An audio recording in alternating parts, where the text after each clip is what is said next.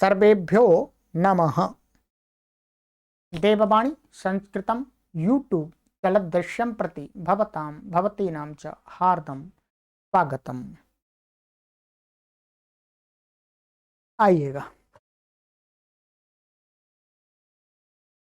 अष्टाध्यायी भाष्य प्रथमावृत्ति चतुर्थः अध्यायः द्वितीयः पादः कक्षा संख्या 38वीं 38वीं कक्षा को आज पढ़ेंगे। ठीक है,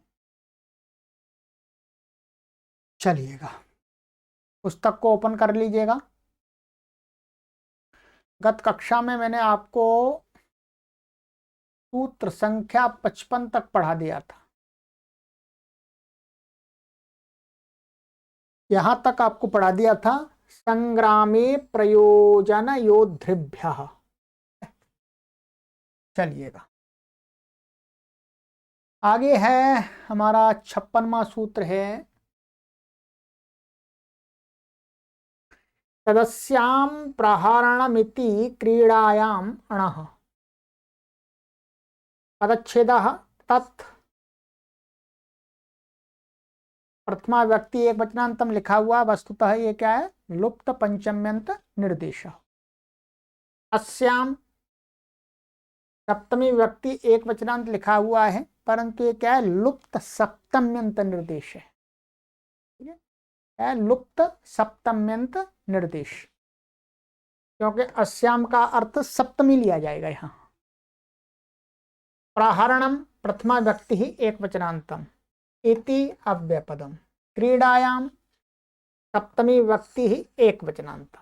क्रीडायाम में तो सप्तमी ही माननी पड़ेगी। ठीक है, क्रीड़ा के अर्थ मान क्रीड़ा में।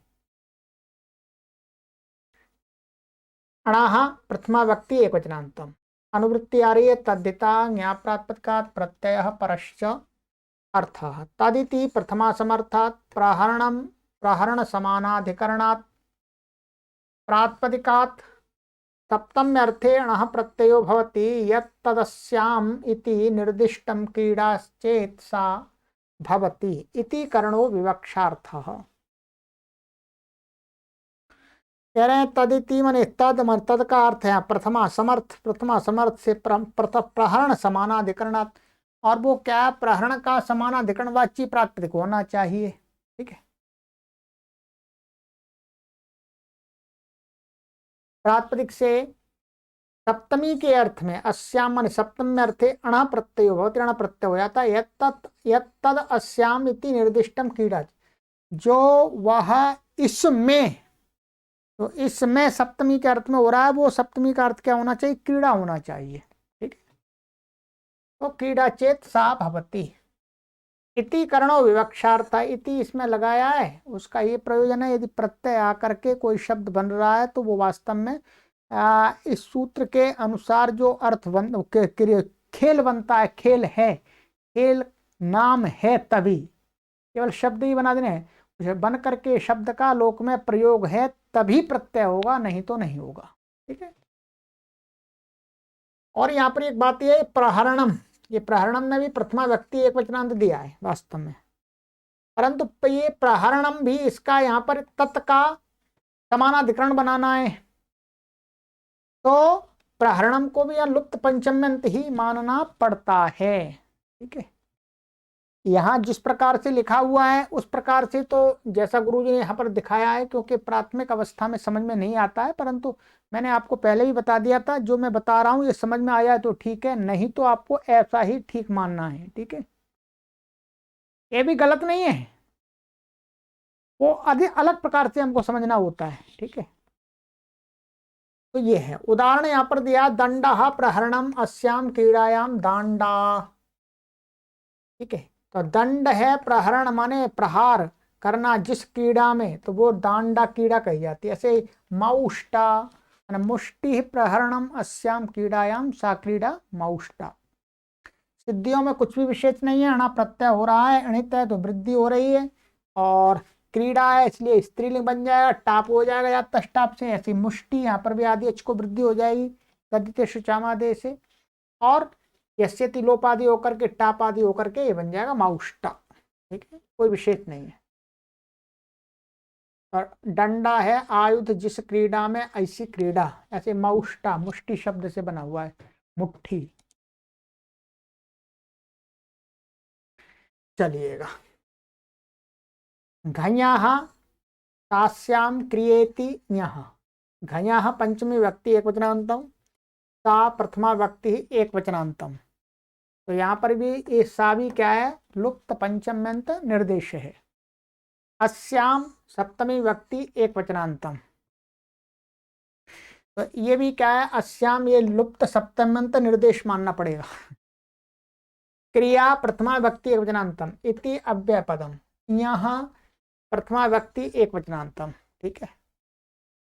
अनुवृत्ति है तद्दिता ज्ञाप्रातिपदिकात् प्रत्ययः परश्च अर्थः तेति प्रथमा समर्थात् घञन्तात् क्रियावाचिनः प्रातिपदिकात् अस्यामिति सप्तम्यर्थे यह प्रत्ययो भवति इति कर्णो विवक्षार्थ। इसमें भी इति कर्ण लगा दिया विवक्षा के लिए, यदि शब्द बन करके वो उस प्रयोग होता हो तो सा इति प्रथमा समर्थ प्रातिपदिक से, और वो प्रातिपदिक कैसा होना, घई प्रत्यांत होना चाहिए। ऐसा घई प्रत्यांत बना हुआ शब्द होना चाहिए। और क्रियावाची, जो घई प्रत्यांत शब्द होते हैं वो प्राय करके क्रियावाची होते हैं। ऐसे तो और भी कारक होते हैं, पर क्रियावाची लेना है यहाँ पर, ठीक है। प्रातिपदिक से अस्याम माने सप्तमी के अर्थ में, इसमें इस अर्थ में यह प्रत्यय भवति इति करण विवक्षार्थ। जैसे शेन पातो श्याम क्रियायाम वर्तते शैनम पाता मृगया, माने शेन माने बाज होता है, शेन का अर्थ तो बाज, बाज गिराना। पहले खेल खेलते थे ऐसे, तो भाई बाज को, बाज उड़ रहा है आकाश में, उसको तीर से गिराना, उसको नीचे लाना गिराना, ऐसा जो खेल खेल में ही बाज को गिराते थे, वैसे ही वो बाज खेल क्या होता है, शैनम पाता मृगया माने खेल, शिकार करना, ठीक है। ऐसे शिकार करना माने बाज को गिराने के लिए शिकार करते हैं, वो खेल। और तो यो शैनम पाता, अभी उदाहरण सिद्ध कर देंगे। तिल पातो अस्याम क्रियायाम वर्तते तैलम पाता, जिस क्रिया में तैलम पाता माने तिल, जिस क्रिया में तिल डाले जाते हैं, इस क्रिया में तिल डाले जाते हैं माने तिल स्वधा आहुति आदि डाली जाती हैं, तो उस क्रिया को बोल रहे हैं तैलम पाता। तिल, तिल तो आप जानते हैं, ठीक है।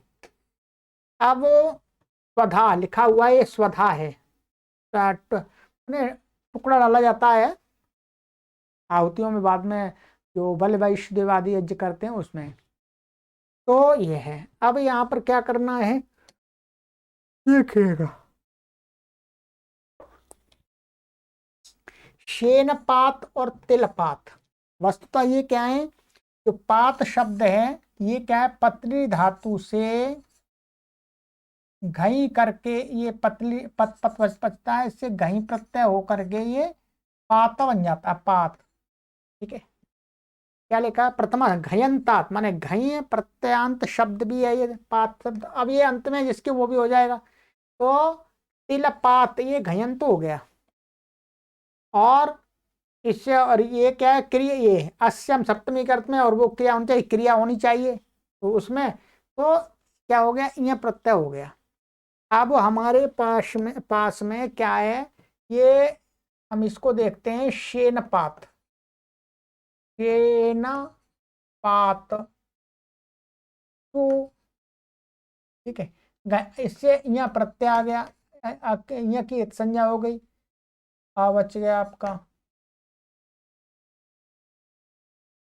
ठीक है, आ बच गया, आंसू का लुक हो गया, आदि एच को वृद्धि हो गई यहाँ पर, ठीक है। नहीं ये आदि एच को तदितेष्टामादि से वृद्धि हो गई। और यहाँ पर ये मृग गया स्त्रीलिंग है, तो यहाँ पर ऐसे तिलोप होकर के इसमें मिल जाएगा ये, और क्या बन जाएगा, ये पात बन गया। अब यहाँ पर ये सूत्र है शेन तिलस्य पाते, ये कहता है पात शब्द और उसके बाद में इय प्रत्यय परे हो तो उससे पूर्व में शेन शब्द और तिल शब्द को मुम आगम हो जाता है। 6वें अध्याय के 3रे पाद का 69वां सूत्र है, क्या करता है, मुम आगम कर देता है।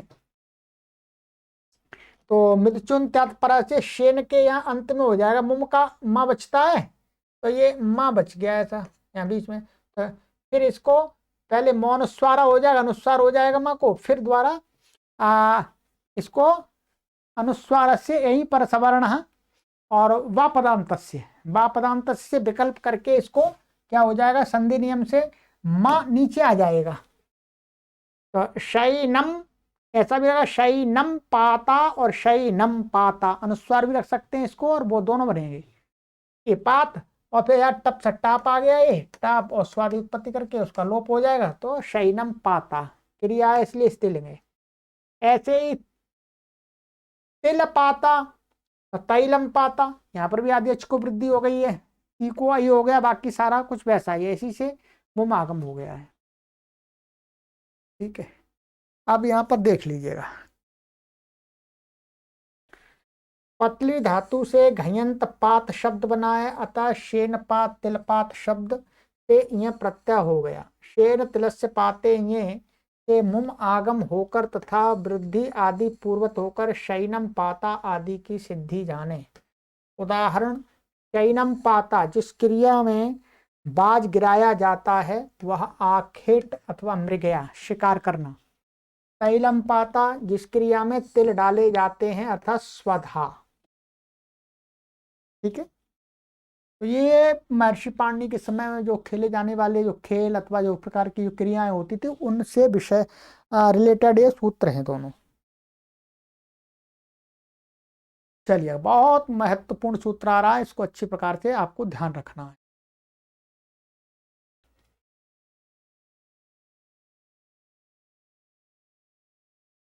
तदधीते तद्वेद, तत् द्वितीय व्यक्ति एक वचनांतम, तो यहाँ पर भी क्या लेना है, लुप्त पंचम्यंत निर्देश। ये तत् द्वितीय का रूप बनता है, तत्तेतानि तत्तेतानि समान बनता है, तो ये लुप्त पंचम्यंत निर्देश है। ठीक है, अधीते क्रियापदम, अधीते क्रियापद तत्, फिर ये लुप्त प्रथमा पंचम्यंत निर्देश है, द्वितीय व्यक्ति एक वचनांत लिखा है परंतु ये वास्तव में क्या है, द्वितीय व्यक्ति एक वचनांत ला बना करके फिर उसको पंचम्यंत ला करके लुप कर दिया पंचम व्यक्ति का।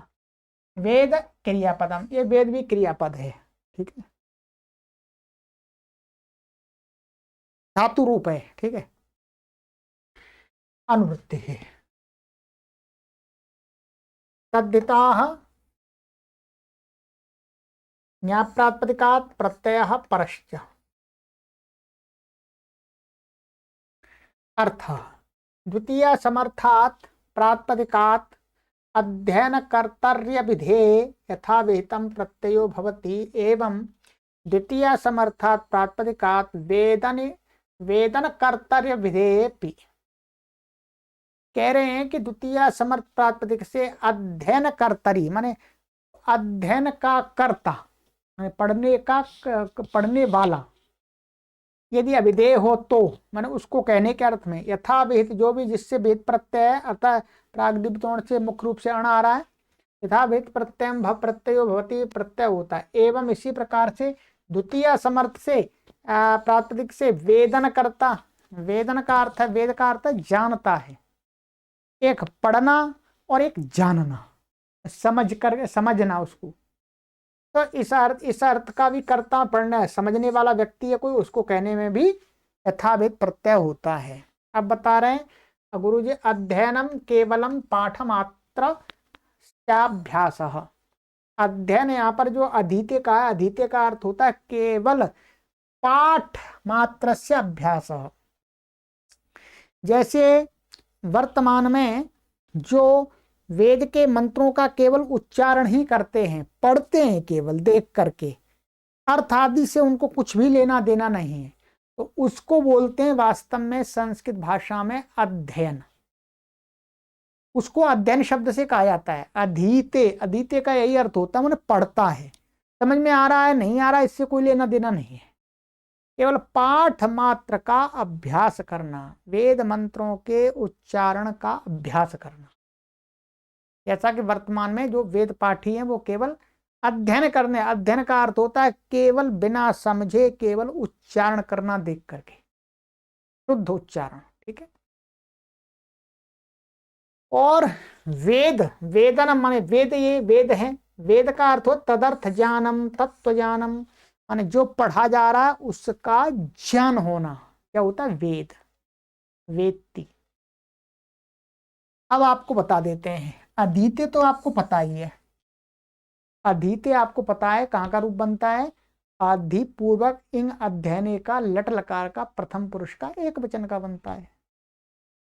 अब आप इसका विद धातु है, क्या है विद, विद का क्या बनता है आपके हिसाब से वेत्ति, यही तो बनता है वेत्ति, अदादिगण की है। तो फिर ये वेद क्रियापद है। हो सकता है कुछ पाठकों को पता हो, परंतु मैं अपनी तरफ से आपको बताता हूं। ये मैंने आपको पढ़ा दिया है इसलिए बता रहा हूं, आपको समझ में आ जाएगा। ये मैं आपको सूत्र सहित बताऊंगा।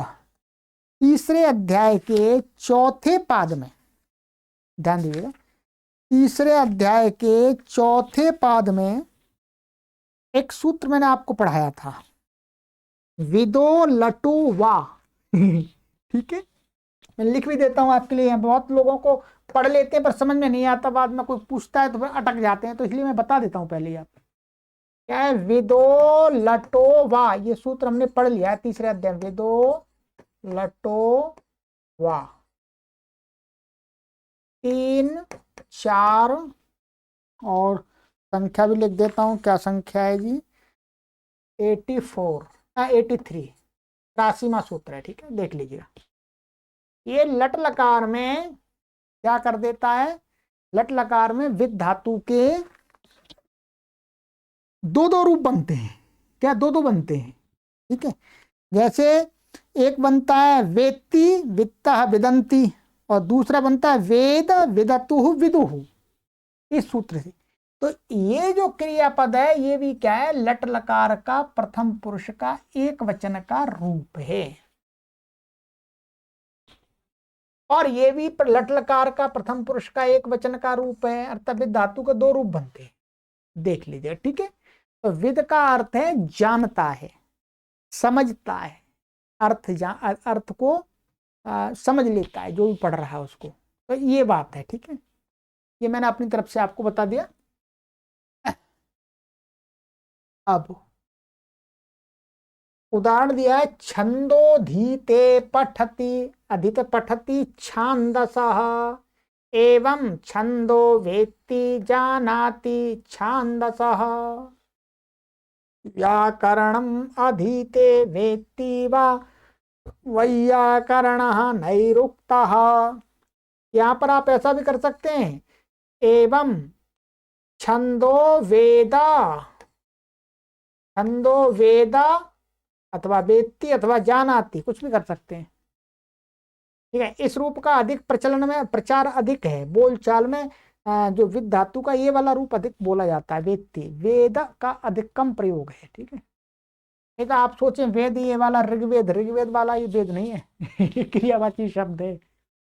तो छांदसः, ऐसे व्याकरण अधीते वेत्ति व वैयाकरण निरुक्तम अधीते वेत्ति व नैरुक्तः, आप समझ लीजिए, सिद्धि भी करा देंगे आपको। महत्वपूर्ण सूत्र है ये, हम व्याकरण पढ़ रहे हैं तो हमें तो इसका तो बहुत प्रयोजन है ही, आप सभी को भी मुझे भी।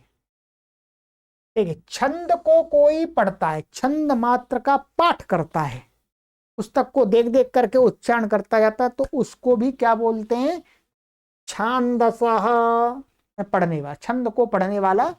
इसमें क्या हो गया, अण प्रत्यय हो गया है, तो छांदसा बनेगा छंद शब्द से। अथवा छंदो वेत्ति जानाति व छंदसा, जो छंद को समझता है, ये छंद कौन सा है, कितने वर्ण होते हैं और इसमें कैसे प्रयोग किया जाता है, ये सारी बातें जो जानता है वो भी छंदसा। तो पाठ मात्र करने वाले को भी और समझ करके पढ़ने वाले को, दोनों के लिए एक ही शब्द का प्रयोग होता है, छांदसः। ऐसे ही व्याकरण अधीते वेत्ति वा वैयाकरण है। व्याकरण अर्थात व्याकरण का जो भी शास्त्र है, कोई अष्टाध्यायी के सूत्रों का उच्चारण करता है, वो भी वैयाकरण है। और जो आप पढ़ रहे हैं, अब सूत्रों को समझ रहे हैं, तो भी आप वैयाकरण है। जिस दिन से आप अष्टाध्यायी के सूत्रों को पढ़ना आरंभ करते हैं, उच्चारण लेना आरंभ कर देते हैं, उसी दिन से आप वैयाकरण नाम के अधिकारी हैं। आप अपने आप को कह सकते हैं मैं वैयाकरण हूं। ठीक है, ऐसा नहीं कि पूरा व्याकरण पढ़ने के बाद ही आप कहें वैयाकरण, नहीं। आप अष्टाध्यायी के सूत्र स्मरण कर रहे हैं, उनका पाठ कर रहे हैं। वृद्धिराधि च देगुणा एको गुण वृद्धि नदात लोपार्धात के कीति च दे दीदी वे भी टामल अनंतरा संयोग मुखनासिका वचनो नासिका तुल्यास प्रयत्नम समरणम नाजलौ ईदुदे द्वितनम प्रग्रिय मत सोमात आदि, इस प्रकार से आयुण रेलिक प्रत्यार पाठ कर रहे हैं, तो भी आप कह सकते हैं मैं वैयाकरण हूं। अथवा कोई आपको वैयाकरण बोलता है उस अवस्था में, तो भी आप बुरा मत मानिएगा कि ये मेरी उपहास कर रहा है, नहीं, आपको सही बोल रहा है व्याकरण की दृष्टि।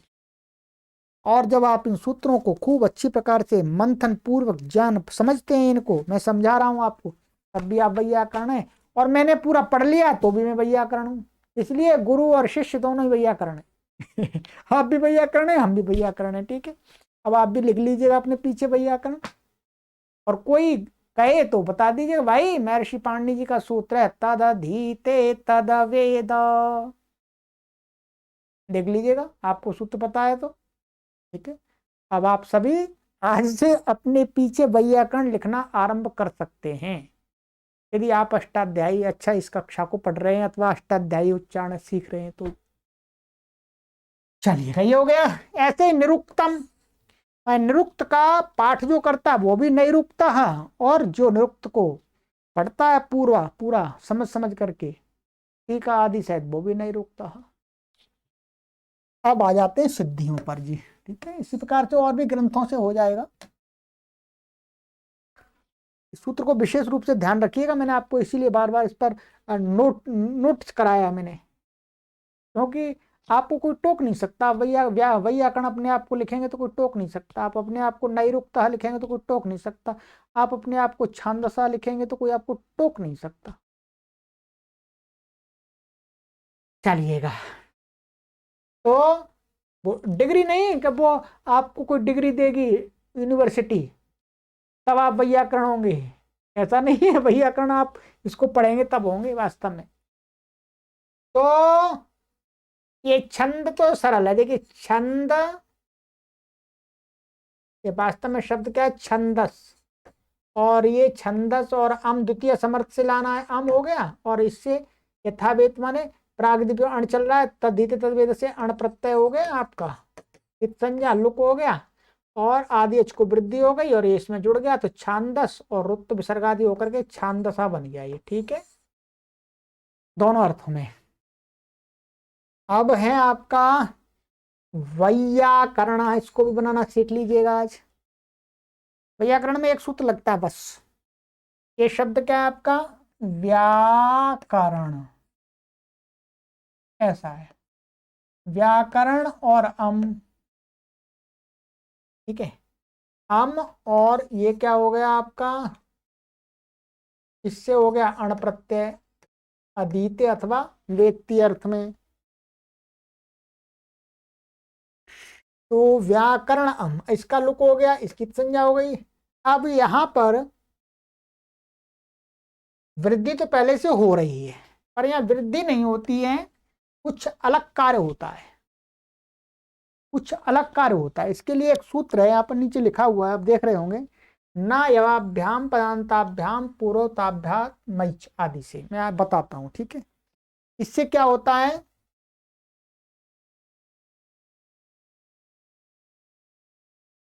ये सूत्र है 7-3-3, 7वें अध्याय के तीसरे पाद का तीसरा सूत्र। अर्थ है पदांताभ्याम यकार वकाराभ्याम उत्तरस्य अच्छामादेरचः स्थाने आवृद्धिर न भवति इति णिति किति च तद्धिते परतः ताभ्याम यकार वकाराभ्याम पूर्वौ तो क्रमात् ऐचागमौ भवतः। यकारात् ऐकारः वकाराद औकारः। अब समझ लीजिएगा, इसको समझना तो पड़ेगा, इसको पूरा नहीं समझ में आया कोई बात नहीं, इसका भाव समझना है। ये कहते हैं पदांत यकार और वकार, यानी पद के अंत में यकार हो या वकार हो, उससे आगे कोई अच आ रहा हो, कोई अच आ रहा हो, तो उस अच को मन अचाम आदि जो अच है उससे उत्तर उसमें जो आदि अच है उसके स्थान में वृद्धि नहीं होती है। इत इणित कित प्रत्यय के परिरते तद्धित प्रत्यय, तद्धितेषु चामादि से वृद्धि प्राप्त हो रही थी और कितीच से उसको रोक दिया और कहताभ्याम पदांत यकारा वकाराभ्याम, माने यकार और वकार पदांत है उनसे पूर्व माने उनसे पहले बात, पर क्या होता है इसको, तो उनसे पहले यकार से पूर्व तो क्रमात् ऐचागमौ भवतः। क्रमात् माने यकार को आई हो जाता है, यकार से पूर्व में आई हो जाता है और वकार से पूर्व में औ हो जाता है, बस इतना समझना है। अब वहीं आ जाइएगा,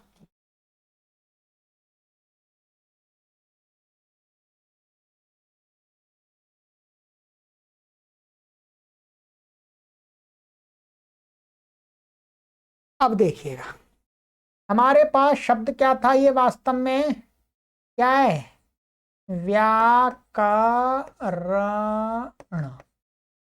और ये जो इसमें अण का अवचा है, ठीक है, उसको भी ऐसे रखते हैं। अब क्या है, ये जो व्या बना है वस्तुतः ये क्या था, पहले वी, ठीक है, ये था वी और ये आ था आपका, और क्री धातु था और लुट प्रत्यय था, इसमें ऐसा बनता है, ठीक है। तो यहां पर क्या हो गया था, वी उपसे उपसर्ग था तो इसको इको अणची लग करके इसको ई को क्या हो गया, या हो गया था, क्या हो गया था, या हो गया था। तो ये वस्तुतः कैसा है, व्या ऐसा है और आ, ठीक है जी, ई को या हो गया।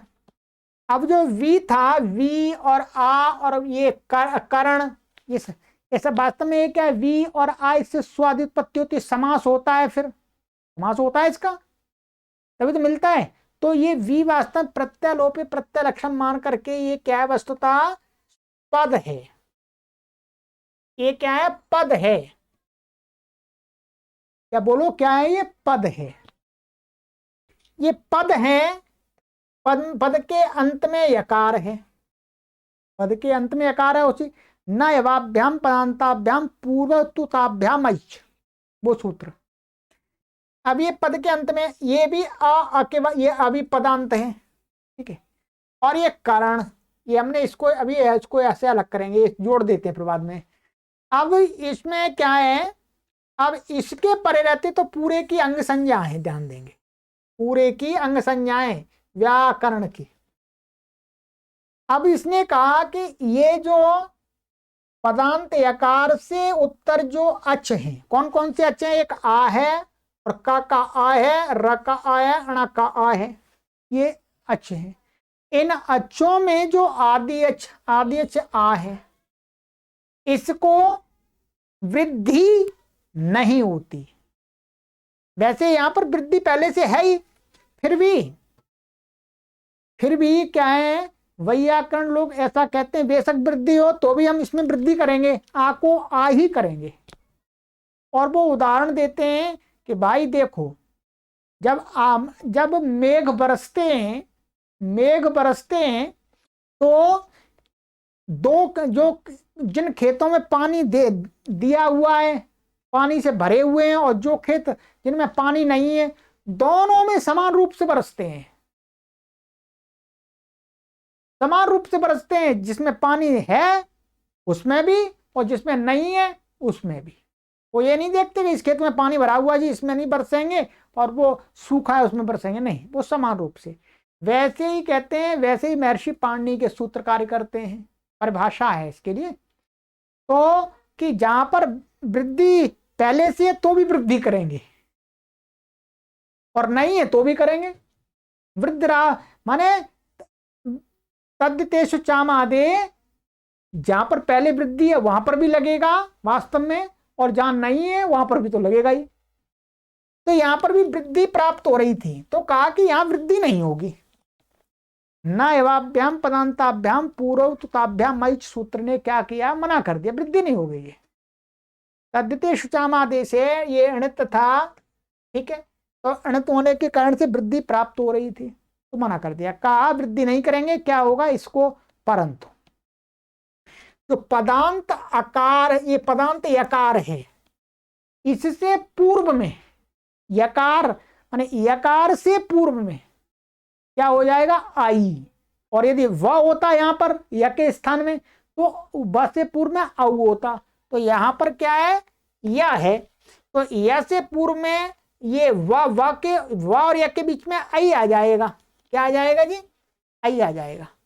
तो ये क्या बन जाएगा, व और ये आई और या, ऐसा बन गया, ठीक है, व आई या और आ। अब ये क्या बना देंगे हम, अब इसको जोड़ के लिखेंगे तो वाई, देखिए वाई या और आ जुड़ गया, आ और ये करण, वैया करण, और ये आए, या सेती से इसका लोप हो गया, ये इसमें मिल गया, स्वादि उत्पत्ति होकर के क्या बन गया, वैयाकरण, और स्वादि वैयाकरण।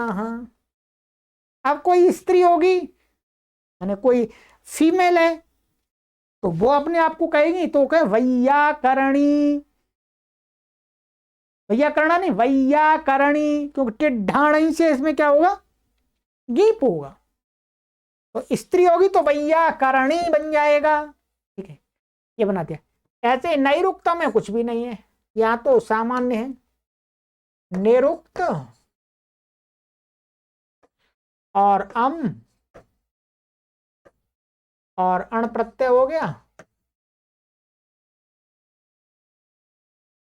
अण प्रत्यय हो गया और इसका लुक हो गया, आदि अच को वृद्धि हो गई, नई रुकता और लोप आदि होकर के स्वादि उत्पत्ति होकर के नई रुकता हो, ठीक है, और स्त्री नई रुकती, ठीक है, ऐसे ही छांदसी, छंद को पढ़ने वाली,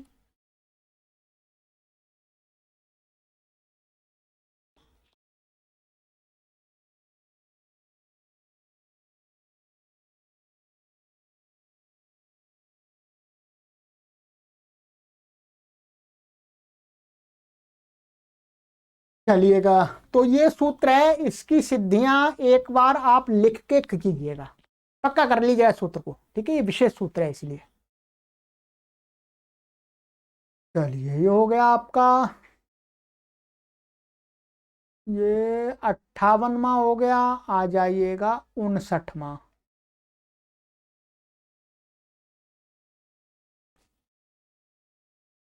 क्रतुक्थादि सूत्रांताठक, क्रतुक्थादि सूत्रांतात पंचमी व्यक्ति एकवचनांतम ठक प्रथमा व्यक्ति एकवचनांतम समासः उक्थ आदि येषां ते उक्थ्यादयः बहुव्रीहि सूत्रमन्ते यस्य स सूत्रांतः बहुव्रीहि। मान उक्तादि में जिनके वो उक्तादि शब्द हो गए, सूत्रांत में जिनके वो सूत्रांत हो गए, ठीक है। और क्रतुश्च उक्थ्यादयश्च सूत्रांतश्च क्रतुक्थादि सूत्रांतम तस्मात् क्रतुक्थादि सूत्रांतात् समाहारो द्वंद्वः, ठीक है।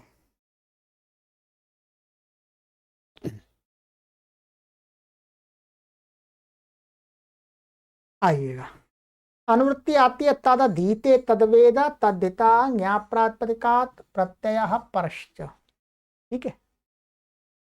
आइएगा, अर्थ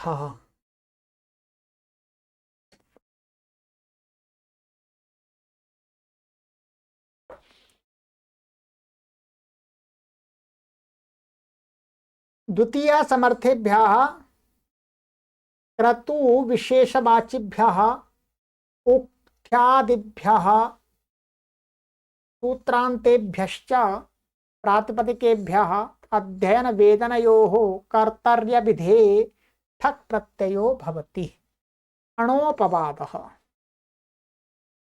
कहते हैं द्वितीय समर्थ क्रतु विशेषवाची शब्द। क्रतु माने क्रतु होता है यज्ञ, पर सामान्य यज्ञ नहीं होता, ऐसा यज्ञ जिसके अंदर सोम का प्रयोग होता है। सोम जिसका आपने नाम सुना होगा, सोम, सोम जो रस होता है उसका प्रयोग जिस यज्ञ में होता है उसको क्रतु बोलते हैं। ठीक है, तो ऐसे क्रतु विशेषवाची जो शब्द हैं, माने क्रतु माने यज्ञ विशेषवाची में सोम का प्रयोग होता है, और उक्थ्यादिभ्य, और उक्थ्यादि शब्द हैं, माने उक्थादि शब्द हैं कुछ, और सूत्रांतेभ्य, सूत्र शब्द अंत में जिन शब्दों के वो शब्द। ऐसे प्रातिपदिकों से अध्ययन माने पढ़ना, अध्ययन करना, अथवा वेदन माने वेत्ती, वेत्ती अर्थ में, वेदन का अर्थ वेत्ती, अध्ययन माने अधीते, यदि उनका इन क्रियाओं को करने वाले कर्ता को कहना हो तो ठक प्रत्यय होता है। तदधीते तदवेद से क्या प्राप्त हो रहा था? अण, तो अणोपवाद, अण का ये अपवाद बना दी।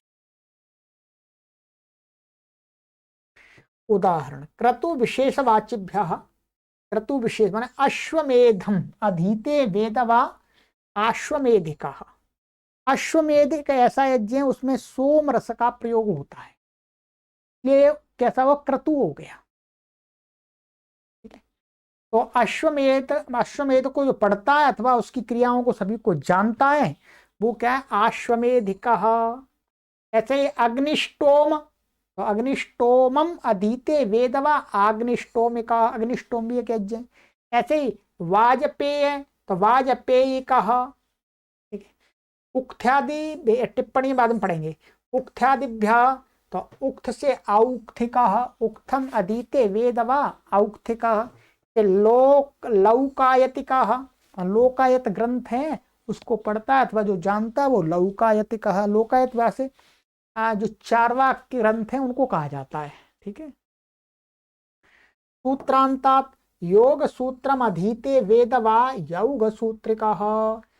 योग सूत्र को जो पढ़ता है वह जानता है वो योग सूत्र का। सूत्र शब्द सब इसमें अंत में आएगा। ठीक है, गोभिलीय गृह सूत्रिका, गौभिलीय, गोभिलीय गौभिलीय गृह सूत्रिका, तो गोभिलीय गृह सूत्र ऐसा शब्द है तो उससे भी ठक हो गया। ऐसे ही श्रौत सूत्र है तो श्रौत सूत्रिका, श्रोत सूत्र को पढ़ने वाला अथवा जानने वाला। सिद्धियों में कुछ भी नहीं है, शब्द यहाँ पर देखो अश्वमेध शब्द है, ठक आ जाए, ठक को एक हो जाएगा, और किति जैसे वृद्धि होती चली जाएगी, लोपादि ऐसे ती का जो है वो समय होता जाएगा। ठीक है, और ऐसे अग्निष्टोम शब्द, अग्निष्टोम, वाजपेय शब्द है, और उक्त शब्द है, लोकायत शब्द, लोकायत, और सूत्र योग सूत्र है। ठीक है, योग सूत्र कहा। गोभिलीय, गो है या गौ है, वो गो है, गोभिलीय गृह सूत्र, और श्रोत सूत्र है, शौत सूत्र है। ठीक है, तो शौत सूत्र, तो शौत सूत्र का ये शब्द है सभी। ठीक है, अब यहां पर देख लीजिएगा, गुरु जी की हिंदी पढ़ लेते हैं एक बार। द्वितीय समर्थ क्रतु यज्ञ विशेषवाची उक्थादि उक्थादि तथा सूत्रांत प्रातिपदिकों से अध्ययन तथा जानने का कर्ता अभिधेय हो तो ठक प्रत्यय होता है। क्या होता है? ठक प्रत्यय। साम के किसी लक्षण ग्रंथ को यहाँ उक्त कहा गया है, यानी साम का कोई लक्षण ग्रंथ है, कोई उसी का ग्रंथ है साम से संबंधित, सामवेद से, तो उसी को यहाँ उक्त कहा गया है। यहाँ पर गुरुजी ने लिखा है पाणिनि कालीन भारतवर्ष में, आपको देख लेना है चाहिए तो ये पुस्तक देववाणी संस्कृतम.com पर मिल जाएगी। प्रत्येक अष्टाध्यायी को पढ़ने वाले पाठक के पास ये पुस्तक होनी चाहिए, पाणिनि कालीन भारतवर्ष। इसमें यहाँ बताया, गुरुजी ने बता दिया, उस लक्षण ग्रंथ को जो पढ़ता है वह औक्थिक कहा जाएगा। एक पहली टिप्पणी थी नंबर 1 पे, यद्यपि क्रतु शब्द यज्ञ सामान्य के लिए भी प्रयुक्त होता है, तथापि यह शब्द प्रधान रूप से उन्हीं के लिए प्रयुक्त होता है जो सोम हवि वाले, माने सोम याग होते हैं जिसमें सोम रस की आहुति दी जाती है, उन यज्ञों को ही यहाँ पर क्या कहा गया है, क्रतु। वैसे गुरु जी कह रहे हैं सामान्य यज्ञ को भी क्रतु शब्द से शास्त्रों में उल्लेख मिलता है। चलिएगा, ये हो गया आपका क्रमादिभ्यो बुन। क्रमादिभ्या पंचमी व्यक्ति बहुवचनांतम बुन प्रथमा व्यक्ति एकवचनांतम समास है। क्रमादिरेषां ते क्रमादयः तेभ्यः क्रमादिभ्यः बहुव्रीहि। क्रम आदि शब्द में है जिनके अनुवृत्ति तदधीते तद्वेद तद्धिता ज्ञाप प्रातिपदिकात् और प्रत्यय परश्च। ठीक है, अर्थ द्वितीय समर्थेभ्यः क्रमादिभ्यः प्रातिपदिकेभ्योऽध्ययन वेदन कर्तर्यपिधेये वुन् प्रत्ययो भवति। द्वितीय समर्थ प्रातिपदिक जो क्रमादि प्रातिपदिक हैं उनसे अध्ययन वाला अधीते व वेत्ती कर्ता को कहना हो तो वुन् प्रत्यय होता है, ये भी अण का अपवाद है। अधीते तद्वेद से अण प्राप्त था, उसका अपवाद है। तो उदाहरण दिया है, क्रमम अधीते वेद व क्रमकः पदकः, या बताया क्रम क्या होता है, पद क्या पद क्या होता है।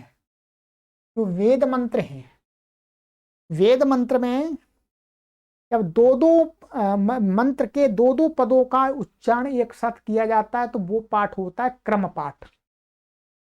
और जब वेद के मंत्र का एक एक पद का उच्चारण करते हैं वो होता है पद पाठ। गुरु जी ने दिखाया, पूरा बता देता हूं, देखिए। मंत्र संहिता के पदच्छेद को पद पाठ कहते हैं। यथा अग्निम ईडे पुरोहितम यज्ञस्य देवम, एक एक पद को बोल रहे मंत्र की। अग्निमीडे पुरोहितम को तुरंत बोलना है, एक एक पद।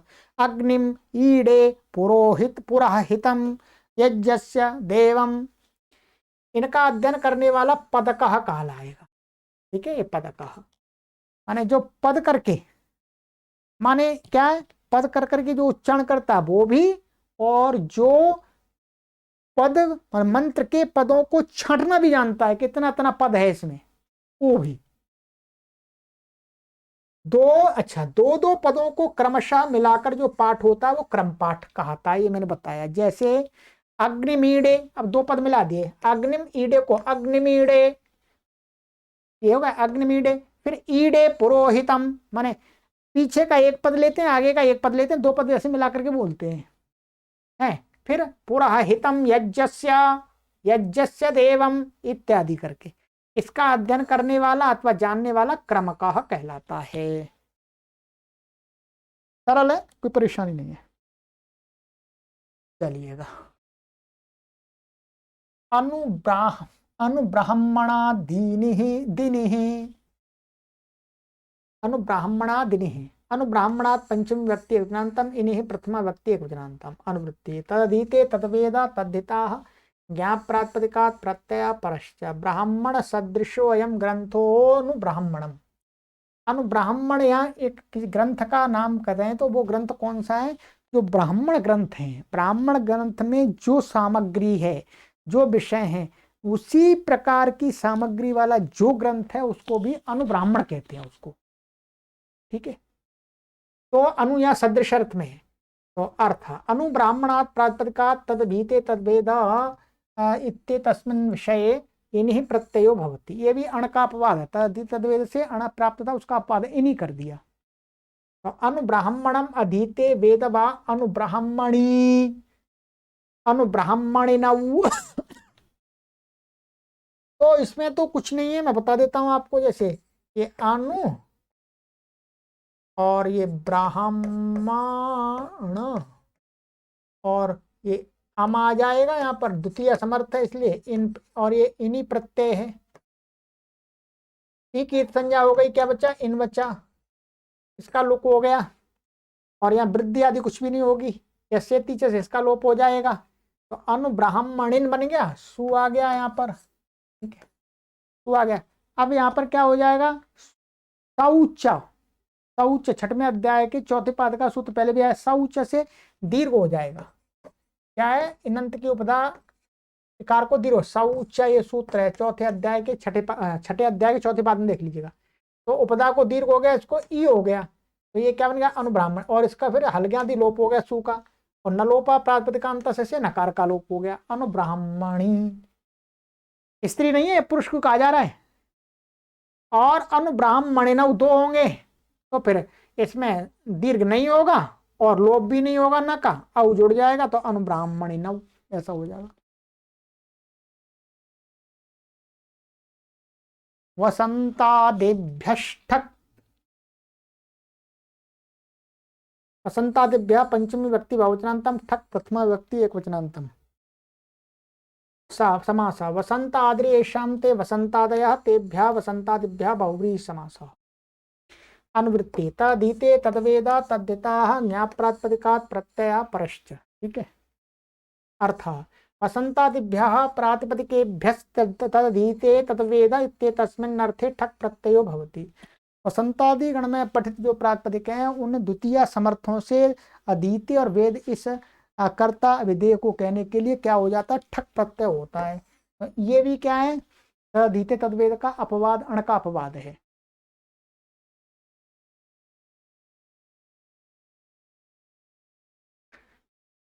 उदाहरण, वसंत सहचरितोऽयं ग्रंथः वसंतः तमधीते वेद वा वासंतिकः वार्षिकः। ठीक है, कह रहे वसंत सहचरितोऽयं ग्रंथः वसंतः। यहां पर क्या है? वसंत तो ऋतु होती है। क्या है? वसंत तो वास्तव में क्या होती है? ऋतु होती है। और वसंतादि गण में जो शब्द पढ़े हैं वो ऋतुवाची शब्द हैं। अब ऋतु को क्या पढ़ना? ऋतु को कौन पढ़ लेगा? तो यहां ऋतु वसंत शब्द से क्या कहा जा रहा है? वसंत ऋतु का वर्णन है जिस ग्रंथ में, वो ग्रंथ भी वसंत कहा जाता है। उस ग्रंथ को जो पढ़ता है, तम अधीते वेदवा, वो वासंतिक। ठीक है, ऐसे ही वार्षिका, तो वार्षिका वर्षा ऋतु होती है, वर्षा ऋतु है। तो वर्षा ऋतु का वर्णन है जिस ग्रंथ में, तो उस ग्रंथ को वर्षा का शब्द है यहाँ, वर्षा का अर्थ है ग्रंथ, वर्षा के विवरण वाला ग्रंथ। उसको जो पढ़ता है वो वार्षिका। वार्षिका वैसे ऐसे बोलते हैं वर्ष में होने वाला, वर्ष में नहीं है, वर्षा शब्द, वर्षा ध्यान देंगे, वर्षा माने वृष्टि। तो वर्षा शब्द से यहाँ पर वार्षिका ठक होकर के एक हो जाती है और लोप आदि हो जाएगा और वृद्धि हो जाएगी आदि एच को कितीच से। ठीक है, चलिएगा। अब यहाँ पर मैंने वही बताया है जो गुरुजी ने लिखा है, मैंने अपनी तरफ से नहीं बताया। वसंत इत्यादि शब्द ऋतुवाची हैं, इनसे तदीते तद्वेद इस अर्थ में प्रत्यय संभव है ही नहीं। इनको क्या पढ़ाया जाएगा? पुनरपि विधान किया गया है इस सूत्र से, अतः विधान सामर्थ्य से वसंत शब्द से या वसंत ऋतु सहचरित अर्थात जिसमें वसंत ऋतु का वर्णन किया गया है वह ग्रंथ यहाँ अभिप्रेत है वसंत शब्द से। उसको जो पढ़े या जाने वह वासंतिका। वर्षा ऋतु वाला जो ग्रंथ है वो वर्षा शब्द से कहा जा रहा, उसको जो पढ़े व जाने वो वार्षिका। चलिएगा, तो आज की कक्षा में इतना ही रखेंगे, आगे की कक्षा में यहां से पढ़ेंगे। ठीक है, इस सूत्र में आगे दो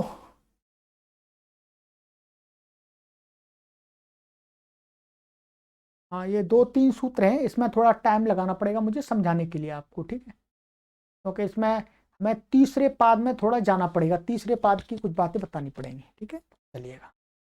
ऐसे भी समय हो चुका है, समय हो ही चुका नहीं है, अधिक भी हो चुका है। 40 से 45 मिनट की कक्षा हम बनाते हैं, 45 की।